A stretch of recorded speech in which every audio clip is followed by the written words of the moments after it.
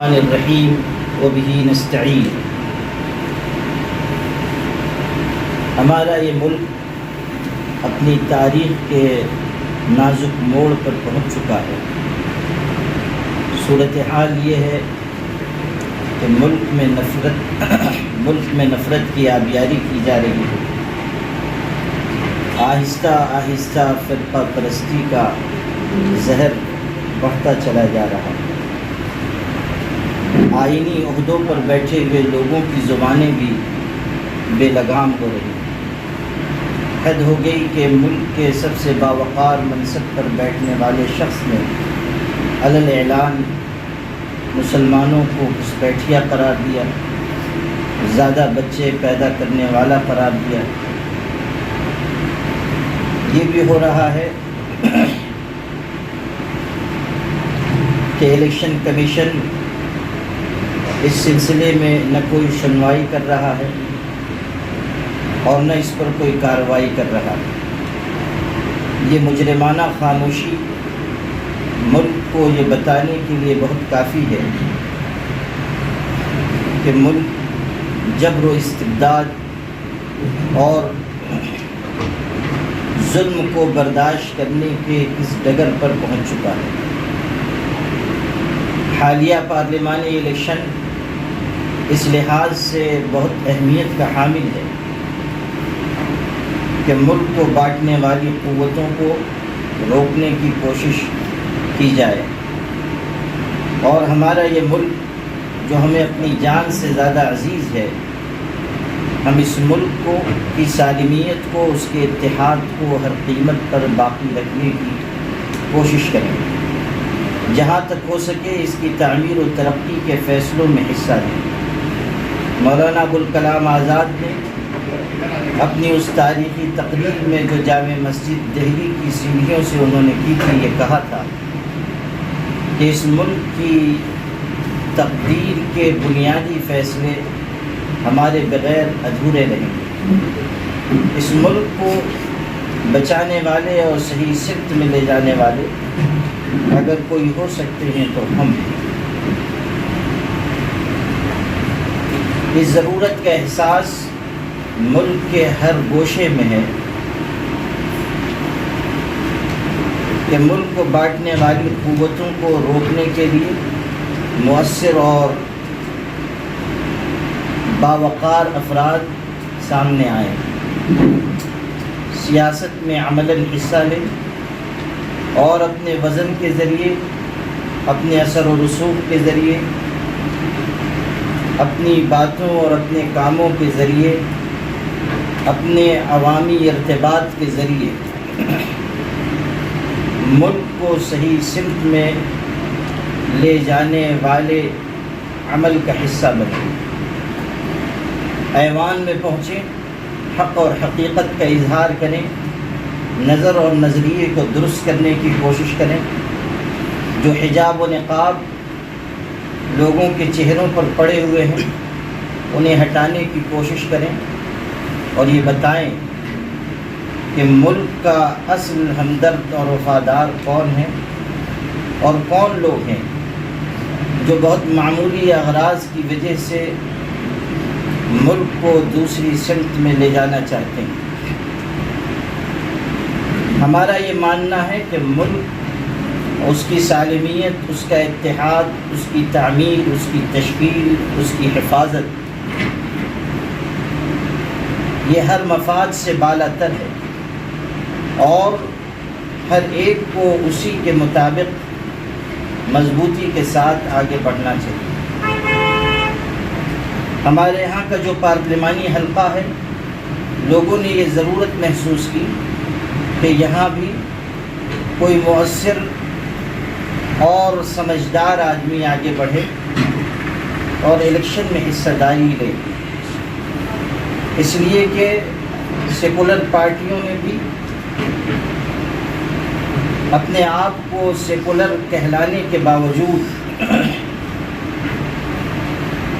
ایسے لوگوں کو امیدواری نہیں دی جنہیں امیدواری دی جانی چاہیے، کہ جو کچھ تھوڑی بہت دینی خدمت انجام دی گئی ہے اس کا یہ نتیجہ ہے کہ لوگوں کے دل میں محبت ہے، اور اسی وجہ سے شہر کی سیاسی پارٹیوں کے حضرات خود یہاں تشریف لائے، مجھ سے گفتگو کی۔ مولانا مفتی محمد اسماعیل قاسمی صاحب، شیخ آصف شیخ رشید صاحب، جناب ڈاکٹر خالد پرویز صاحب، مستقیم ڈگنیٹی صاحب، یوسف سیٹ نیشنل والا، اور بہت سارے سیاسی سماجی حضرات آئے، اور انہوں نے اپنی رائے بھی دی، اور اکثر لوگوں نے اپنی تائید و حمایت کا اظہار کیا۔ لیکن مجھے یہ تردد رہا کہ میں جو کام کر رہا ہوں اس کو چھوڑ کر اس طرف جانا، یا ان کاموں کے ساتھ اس طرف جانا کہیں ان کاموں میں خلل کا ذریعہ نہ بنے، اور یہ بھی کہ سیاست کی راہ پرخطر راہ ہے، مجھ جیسا کمزور ایمان والا اپنے ایمان و عمل کی حفاظت کر سکے گا یا نہیں کر سکے گا۔ یہ بھی احساس رہا کہ اب تک یہ صورتحال ہے کہ تمام سیاسی پارٹیوں کے لوگ مجھ پر اعتماد کرتے ہیں، اور تمام مسالک اور مکاتب فکر کے لوگ ملی اصلاحی سماجی کاموں میں میرا ساتھ دیتے ہیں۔ جب میں آواز دیتا ہوں لوگ اکٹھا ہوتے ہیں۔ آواز دی گئی این آر سی کے موقع پر لاکھوں لوگ اللہ کی مہربانی سے سڑکوں پر نکل آئے۔ طلاق ثلاثہ کے وقت آواز دی گئی، لاکھوں عورتیں سڑک پر نکل آئیں۔ آواز دی گئی نشے کی تحریک کے وقت، لوگوں نے اتحاد کا مظاہرہ کیا۔ آواز دی گئی بتی گل تحریک کے وقت، تو پورا شہر اندھیرا ہو گیا۔ مختلف مرحلے ایسے آئے کہ جب لوگوں نے اپنے اتحاد و اتفاق کا جماعتوں کے الگ ہونے کے باوجود یا سیاسی پارٹیز کے الگ ہونے کے باوجود ثبوت دیا، اور یہ میرا بہت بڑا سرمایہ ہے۔ ان چیزوں کی وجہ سے مجھے بڑا تردد رہا کہ مجھے الیکشن میں حصہ لینا چاہیے یا نہیں لینا چاہیے۔ لوگوں سے میں نے رائے طلب کی، بہت سارے لوگوں نے مجھ کو رائے دی، مثبت بھی دی، منفی بھی دی، آپ بھی جائیں نہ بھی آئیں۔ کچھ نے کہا یہ الیکشن نہ لڑے، فلاں الیکشن لڑے، وغیرہ وغیرہ وغیرہ۔ طویل غور و خوض، مشورے اور استخارے کے بعد اور مخلصین سے رائے ملانے کے بعد میں نے یہ فیصلہ کیا ہے کہ فی الحال اس پارلیمانی الیکشن میں امیدواری نہیں کروں گا۔ میں نے یہ فیصلہ کیا ہے کہ اس پارلیمانی الیکشن میں فی الحال میں حصہ نہیں لوں گا، امیدواری نہیں کروں گا۔ البتہ یہ بات ہے کہ چونکہ شہر کا سیاسی ماحول دن بدن ابتر ہوتا جا رہا ہے، اس لیے اس کی ضرورت ہے کہ ایک پریشر گروپ بنایا جائے، اور اس کے ذریعے شہر کی سیاست کو تعمیری رخ دیا جائے۔ اس میں سنجیدہ، باوقار، سلجھے ہوئے افراد کو شامل کیا جائے، اور ان کے ذریعے سیاست کو تخریب سے ہٹا کر تعمیر کی طرف لایا جائے۔ اور اس کی بھی ضرورت ہے کہ جو پارلیمانی الیکشن ابھی ہو رہا ہے، اس کے لیے کوئی حکمت عملی طے ہو، اور آپس میں سر جوڑ کر بیٹھا جائے کہ ہم اس پارلیمانی الیکشن میں کس سمت میں جائیں جس سے ہم شہر کا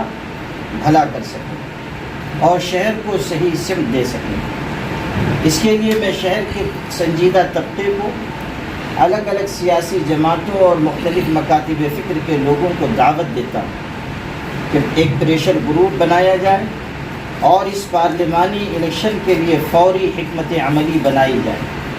اگر ہم ایسا نہیں کریں گے، خاموش بیٹھے رہیں گے، تو عند اللہ ہم مجرم قرار پائیں گے۔ اس وقت ضرورت ہے کہ ہم فوری اپنی حکمت عملی تیار کریں، اس کے مطابق آگے بڑھیں، اور ایک پریشر گروپ ہمیشہ کے لیے بنائیں کہ جو سیاسی رخ طے کیا کرے اور سیاسی حضرات سے کام لینے کی پوزیشن میں ہو۔ اس لیے میں جہاں یہ اعلان کر رہا ہوں کہ میں نے ملی ضرورت کے پیش نظر حالیہ پارلیمانی الیکشن میں دلچسپی لی تھی، اور مصالح دینیہ کے پیش نظر اسے چھوڑ رہا ہوں، وہیں میں یہ بھی اعلان کر رہا ہوں، بلکہ دعوت دے رہا ہوں کہ شہر کا باشعور طبقہ آگے آئے ہم سب لوگ مل جل کر ایک پریشر گروپ بنائیں. اسی کے ساتھ فوری ضرورت اس کی ہے کہ ہم حالیہ پارلیمانی الیکشن کے لیے کوئی حکمت عملی طے کریں اور اس حکمت عملی کے مطابق فوراً ہم کام شروع کر دیں تاکہ ہمارا جو مقصد ہے کہ ملک کو بانٹنے والی قوتیں غالب نہ آ سکیں، ہم اس میں کامیاب ہو سکیں. میں نہایت شکریہ ادا کرتا ہوں ان تمام علماء کرام کا، مخلصین کا، سیاسی پارٹیز کے ذمہ داران کا، جن لوگوں نے میری تائید و حمایت کا اعلان کیا، ان تمام حضرات کا جنہوں نے مجھے مفید مشوروں سے نوازا، ان تمام حضرات کا جنہوں نے قدم بقدم ساتھ رہنے کا